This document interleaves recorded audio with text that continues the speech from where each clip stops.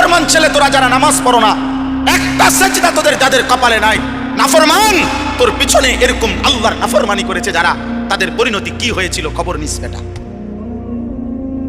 ফেরাউন এই পৃথিবী ভোগ করে গেছে কিন্তু আল্লাহর নাফরমান ছিল। নমরুদ এই পৃথিবী ভোগ করে গেছে কিন্তু আল্লাহর নাফরমান ছিল। তাদের পরিণতি কি হয়েছে? ফাংজুরু কাইফা কানা আকিবাতুল মুকাদ্দিবিন। আল্লাহ বলছে দেখো মিথ্যাবাদীদের পরিণতি কি হয়েছে। ফাংজুরু কাইফা কানা আকিবাতুল মুফসিদিন। জমিনে যারা ফিতনা ফাসাদ বিশৃঙ্খলা হত্যা খুন সন্ত্রাস চুরি চাঁদাবাজি রাহাজানি ছিনতাই জিনা ব্যভিচার মদ জুয়া সুদ কিস্তি নারী বেপর্দা বেহায়াপনা অসভ্যতা নোংরামি করে যারা জমিনটাকে তছনছ করেছে, আল্লাহ বলেন ওই বেঈমানদের পরিণতি কি হয়েছে খবর নাও, তোমরা খবর লাগাও।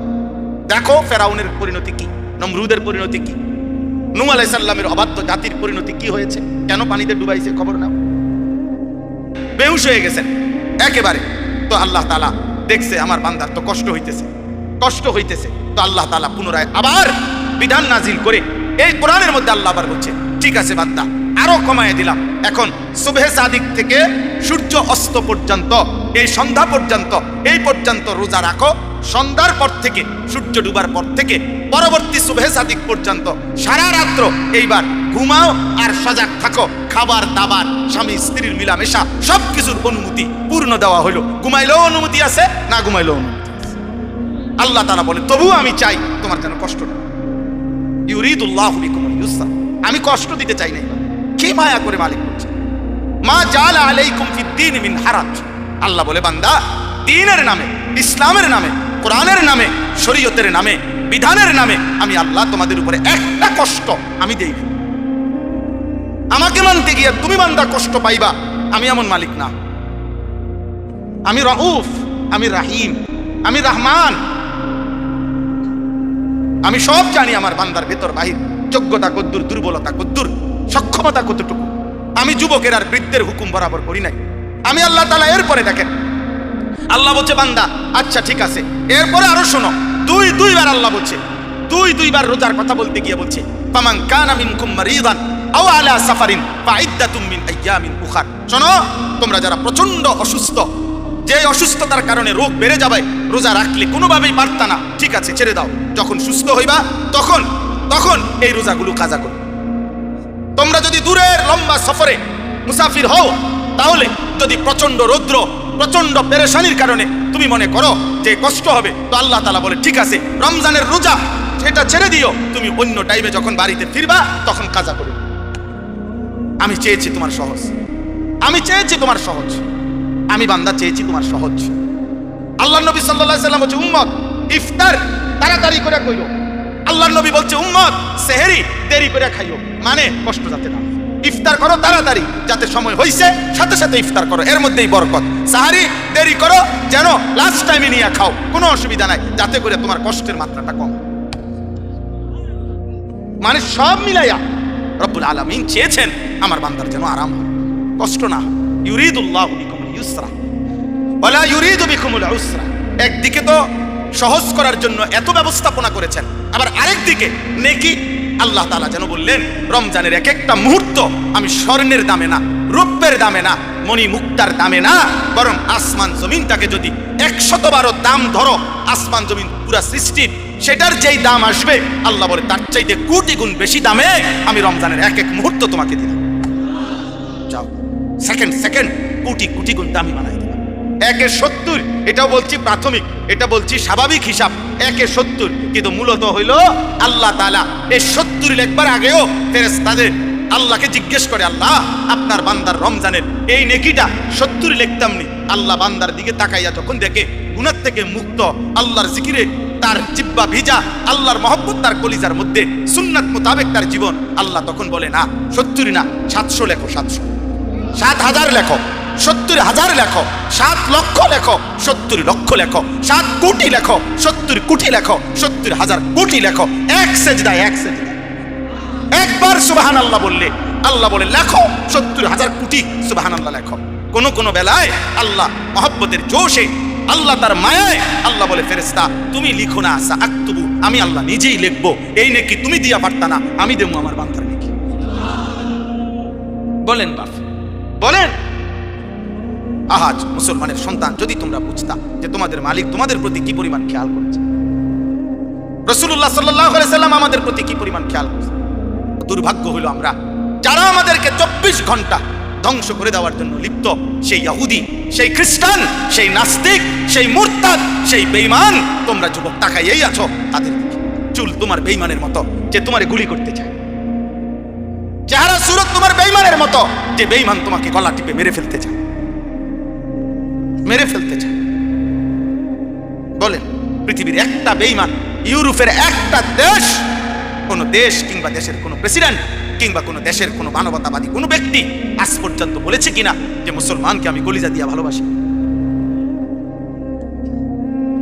হ্যাঁ, তাহলে যে আমারে ঘৃণা করে, যে আমারে ধ্বংস করতে চায়, যে আমারে 24 ঘন্টা আমার জাতি, আমার গোষ্ঠী, আমার সম্প্রদায়, আমার কওমকে যে ধ্বংস করে দিতে চায়, সে আমার প্রিয় হবে কেন? আল্লাহ আমাদেরকে বুঝ দান করেন। অতএব আজকে আমার এতটুকুই কথা শেষ। আমি প্রত্যেকের কাছে অনুরোধ করলাম, রমজান মুমিনের জন্য ভিন্ন কিছু, আখিরাত প্রত্যাশীর জন্য রমজান আলাদা কিছু, আলাদা কিছু। যার আখিরাত দরকার তার জন্য রমজান অনেক কিছু।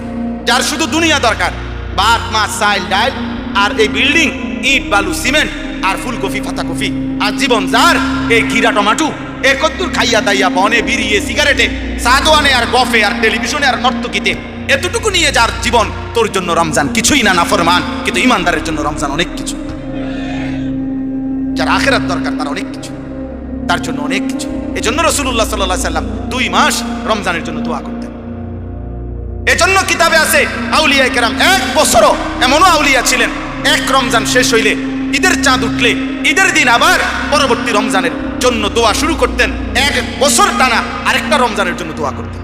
আবার আমাদের সামনে মহান আল্লাহ পাক রব্বুল আলামিন মাহে রমজান আবারও আমাদের সামনে এনে দিয়েছেন, আবারও সামনে নিয়ে আসছেন।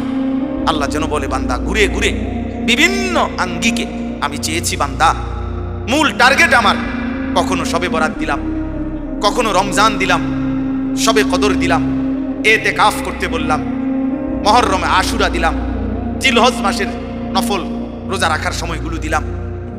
এরপরে সারা বছর আমি আল্লাহ তাআলা প্রতিদিন শেষ রাত্রে আমি আল্লাহ তাআলা বান্দা তোমাকে ডাকলাম। প্রত্যেক শেষ রাতে আমি গুনাহ মাফ করার জন্য আমি ডাকি, শবে বরাতে গুনাহ মাফ করার জন্য আমি ডাকি, জুমার রাত্রে আমি গুনাহ মাফ করার জন্য আমি ডাকি, মুহররমে আশুরাকে কেন্দ্র করে গুনাহ মাফ করার জন্য আমি আল্লাহ ডাকি। রমজানের প্রতি সেকেন্ড ওয়ালিল্লাহি উতাকাউ মিনান নার, আল্লাহর জন্য আল্লাহ তাআলা প্রত্যেক রাত্রিতে কোটি কোটি বান্দার গুনাহ মাফ করে। আল্লাহ বলেন, এভাবে বারবার বারবার চেষ্টা করেছি বান্দা, কখনো রাত দিয়েছি, কখনো দিন দিছি, কখনো মাস দিয়েছি, কখনো 10 দিন দিছি, ওয়ালায়ালিন আশর, কখনো সপ্তাহ দিয়েছি, কখনো ঘন্টা দিয়েছি, কখনো স্থান দিয়েছি কাবা, কখনো দিয়েছি আরাফা, কখনো দিয়েছি মিনা, কখনো দিয়েছি মদিনার রওজা। চারিদিক দিয়ে তোমারে চেষ্টা করছি জাহান্নাম থেকে বাঁচাইতে, জান্নাত দিতে, কিন্তু তুমি নাফরমান, কোনোভাবেই আমি আল্লাহরে পাত্তা দিলাম। তোমার নারী দেখা শেষ হলো না, তোমার সুদে শেষ হয় না, কিস্তি শেষ হয় না, তোমার দোকানদারি শেষ হয় না, তোমার সংসারের চাহিদাই শেষ হয় না, তোমার লজ্জাস্থানের চাহিদাই শেষ হয় না, তোমার অসভ্যতার নোংরামি শেষ হয় না। হায় নাফরমান, একদিন শেষ হবে, সেদিন যেদিন তোর মুখের উপরে কবরের মাটি ফেলবে।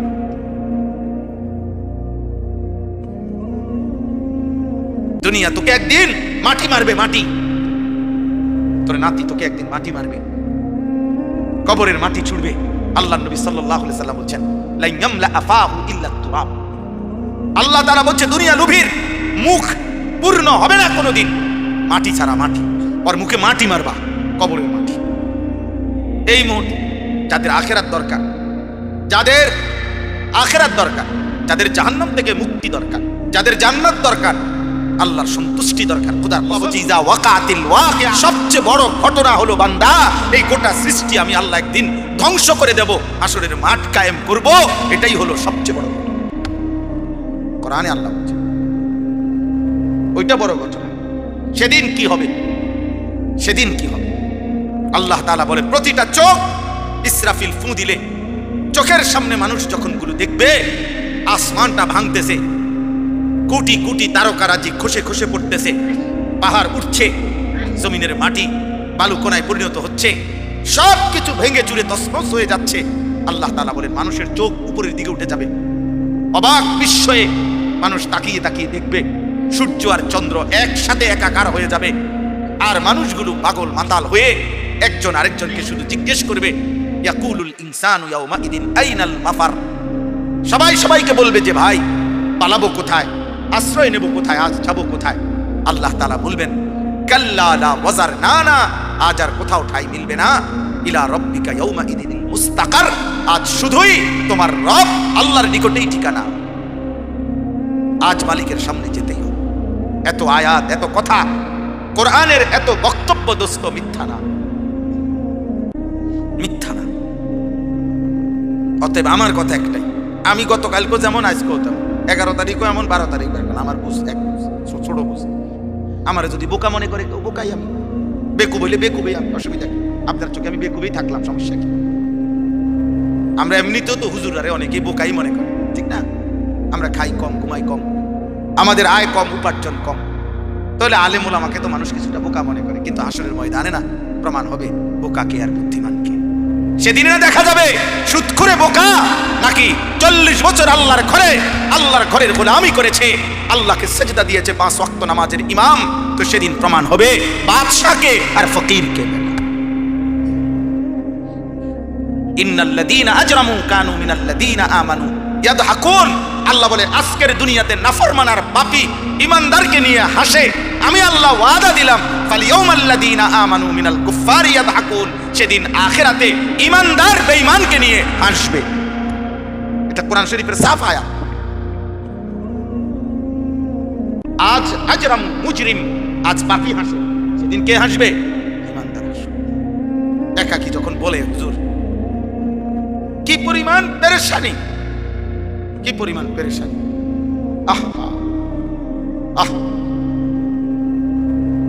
দোস্ত আমার, বন্ধু আমার, আল্লাহকে বাদ দিয়ে, ইসলামকে বাদ দিয়ে, রাসূল সাল্লাল্লাহু আলাইহি সাল্লামকে বাদ দিয়ে, আল্লাহর কোরআন এবং সুন্নাহকে বাদ দিয়ে পৃথিবীর অন্য কোন আইটেমে, অন্য কোন পদ্ধতিতে সুখ আসে না, হৃদয়ের সুখ আসে।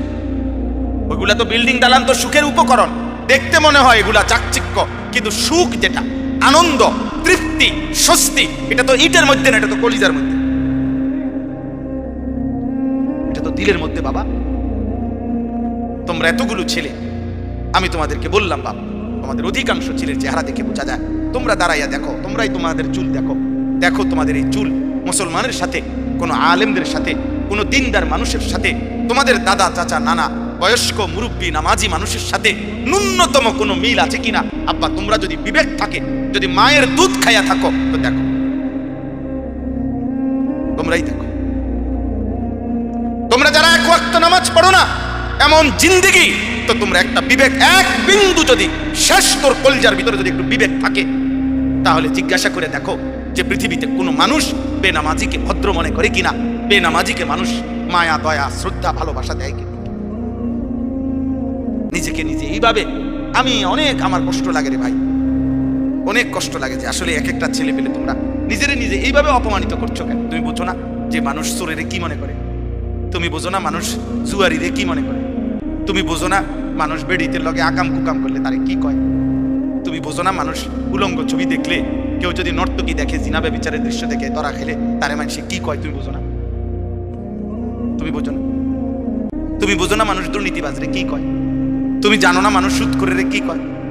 তুমি বোঝো না মানুষে কিস্তি করে রে কি কয়? তুমি বোঝো না বেপর্দা নারীরে মানুষে কি কয়? এটা দেখো না তুমি? এটা তো স্বাভাবিক কমন সেন্সের ব্যাপার, একেবারে ন্যূনতম ভদ্রতার ব্যাপার। এতটুকু আকল তমিজ তো থাকবে, এতটুকু আত্ম উপলব্ধি তো থাকা চাই। আল্লাহ আমাদেরকে বুঝ দান করেন, আল্লাহ তোমাদের কলিজার মধ্যে বিবেক দান করেন। আমার ভাই রাসূলুল্লাহ সাল্লাল্লাহু আলাইহি ওয়াসাল্লাম বলেছেন, লা ইয়ামবাগি লিল মুমিনি আন ইয়াযুল্লা নাফসাহু। নবীজি বলেন, কোন মুমিন, কোন মুসলমানের জন্য উচিত নয় নিজেকে নিজে অপমানিত করা।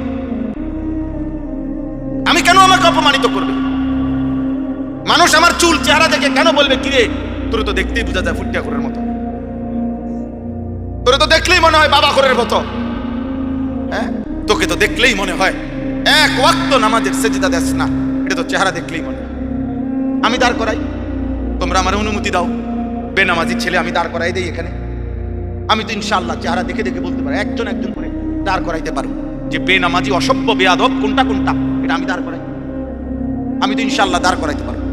100 জন দাঁড় করাইলে আশা করি 98 জন ঠিক হবে। তাইলে তুমি নিজেকে এই অপমানিত করলা কেন? আল্লাহ কি তোমাকে হায়া দেয় নাই, লজ্জা দেয় নাই, বিবেক দেয় নাই? চলেন আমরা ভাবতে শিখি। আল্লাহ তাআলা আমাদেরকে নতুন করে আবারও ডাকতেছে, বান্দা মাহে রমজান আমি তোমাদের সামনে নিয়ে আসতেছি, তোমাদের এখন দরকার শুধু দোয়া করো, আল্লাহ রমজান আমারে দেখাইয়েন, রমজান পর্যন্ত পৌঁছাইয়েন। আর প্রত্যেকটা বাবা ভাই, পুরুষ নারী, জওয়ান বুড়া, সবার কাছে আমার অনুরোধ, রমজানকে টার্গেট করে নিজের জীবন পরিবর্তনের জন্য আপনি সিদ্ধান্ত। আল্লাহ কোরআনে ওয়াদা দিছে, বান্দা একটা মাস রমজান তুমি যত্ন নিয়া রমজান মাসটা কাটাইবা, সবগুলো গুনাহ ছেড়ে দিবা, আমি আল্লাহ তাআলার হুকুমগুলো পালন করবা, আমি আল্লাহ ওয়াদা দিলাম লাআল্লাকুম তাত্তাকুন, এক মাসে তোমাকে মুত্তাকি বানায় দেব, জান্নাতি বানায় দেব। আল্লাহ তাআলা বলছেন, আল্লাহ কোরআনে বলছেন, বান্দা তুমি মনে রেখো কোনোভাবে রমজান বলতে আমি কঠিন কিছু তোমার উপরে চাপাই নাই। ইউরিদুল্লাহু বিকুমুল ইউসরা ওয়ালা ইউরিদু বিকুমুল উসরা। কোরআনে আল্লাহ বলছেন, রমজানের কথা বলতে গিয়ে আল্লাহ বলছে, বান্দা মনে করো তোমার জন্য আমি কি কি দিছি রমজানে। স্বাভাবিক সারা বছরের নেক আমল তো আছেই, বাকি নতুন করে কি দিলাম? 1 নম্বরে ধরে নেন, নতুন করে আল্লাহ তাআলা রমজানে আমাদেরকে কি দিলেন? 1 মাসের রোজা রাখতে হবে। 2 প্রতিদিন তারাবি পড়তে হবে। 3 ইফতার করতে হবে। 4 রাত্রিবেলা সাহারি খাইতে হবে। 5 শেষ দশকে এতেকাফ করতে হবে। 6 শেষ দশকের বেজর রাত্রিগুলোতে সবে কদর তালাশ করতে হবে। আর কি? আর পুরাটা মাস গুনাহ থেকে বাঁচতে হবে। আল্লাহ তাআলার নেক আমল 5 ওয়াক্ত নামাজ, জিকির, তেলাওয়াত, দোয়া, কান্নাকাটি এর মধ্যে লিপ্ত থাকতে হবে। এই তো কথা। আল্লাহ তাআলা বলেন, বান্দা বিশ্বাস করো, এই যে যা যা দিছি আমি, ইফতার, সাহারি, এতেকাফ, তারাবি, রোজা, নামাজ, আল্লাহ বলেন বান্দা বিশ্বাস করো, আমি এই বিধানগুলো সাজাইতে গিয়া দিতে গিয়ে আমি আল্লাহ নিজে তোমার সহজ যেন হয়, কষ্ট যেন না হয়, আমি আল্লাহ কসম নিজে খেয়াল করেছি। ইউরিদুল্লাহু বিকুমুল ইউসরা, আমি আল্লাহ চেয়েছি তোমার যেন সহজ হয়, ওয়ালা ইউরিদু বিকুমুল উসরা, আমি আল্লাহ তাআলা তোমার জন্য কঠিন হোক এটা চাই নাই। প্রথম যেভাবে বিধান শুরু করছি নবীজির জামানায়, প্রথম রোজার শুরু, রমজানের শুরু, ওইখান থেকেও আমি বান্দা সহজ করতে করতে করতে বর্তমানের অবস্থায় আনছি। শুধু কমাইছি, বাড়াইছি না, শুধু কমাই আনছি। সংক্ষেপে বলি, প্রথম রাসূলুল্লাহ সাল্লাল্লাহু আলাইহি সাল্লামের জামানায় রোজা এর বিধান ছিল কি? এর বিধান ছিল, মৌলিক নিয়ম ছিল যে নবীজির জামানায় প্রথম রমজানের রোজা রাখার নিয়ম ছিল সুবহে সাদিক থেকে, মানে সকালবেলা যেই ভোরের টাইম, সুবহে সাদিক থেকে রোজার টাইম শুরু হইতো। সন্ধ্যা হইলে, সূর্য ডুবলে, মানে আমরা যখন ইফতার করি তখন ইফতার খাওয়ার অনুমতি ছিল। কিন্তু তখন রোজা ছিল কেমন? মানে আমাদের নবীজির জামানায়, সাহাবাদের জামানায় রোজার বিধান ছিল এরকম যে সন্ধ্যা হইলে ইফতারির টাইমে যতক্ষণ পর্যন্ত সজাগ থাকবে, মানে আরেকবার ঘুম না যাবে, ততক্ষণ পর্যন্ত আপনার সে খাবার দাবার, স্ত্রীর সাথে মিলামিশা সব করতে পারবে। কিন্তু সন্ধ্যার পর থেকে নিয়ে যখনই ঘুমায় যাবে, ঘুম এসে গেলে নতুন রোজা শুরু। মনে করেন এখন যদি সন্ধ্যা 6টা বাজে ইফতার করলাম, এখন সজাগ যতক্ষণ, খানার টাইম এতক্ষণ, বুঝেন নাই হিসাবটা? সজাগ যতক্ষণ এতক্ষণ, 8টা বাজে ঘুমায় গেছে, রোজা শুরু। বা মাগরিব পড়ে বলে কদ্দুর শরীরটা ভালো লাগতেছে না, সারাদিন ব্যস্ত ছিলাম, একটু শুইছে, রোজা শুরু। এটাই ছিল বিধান, এটাই নবীজির জামানা ছিল। কিন্তু এইটুকুর কারণে সাহাবাদের কষ্ট হইতেছিল। কি কষ্ট? দেখা গেছে অনেকে সন্ধ্যাবেলা ইফতারের সময় হয়তো সামান্য মাত্র পানি পান করছে বা 2টা খেজুর খাইছে, অথবা খায় নাই, এরই মধ্যে মাগরিবের নামাজ পড়ে ক্লান্তিতে ঘুম চলে আসছে, এই কারণে আর খাবার খাইতে পারে নাই। সারা রাত্র আবার নতুন রোজা শুরু হয়ে গেছে, পরের দিন আবার সন্ধ্যার সময় খাবার অনুমতি। তো ফলে একদিন একজন সাহাবী সন্ধ্যাবেলায় খাইতে পারে নাই, ফলে ঘুমায় গেছে, নতুন রোজা শুরু হয়ে যাওয়াতে আগের দিনের পুরা রোজা, সারা রাত্রের রোজা, পরের দিন দুপুরবেলা হযরত আইস ইবনে সারমা আল আনসারী রাদিয়াল্লাহু তাআলা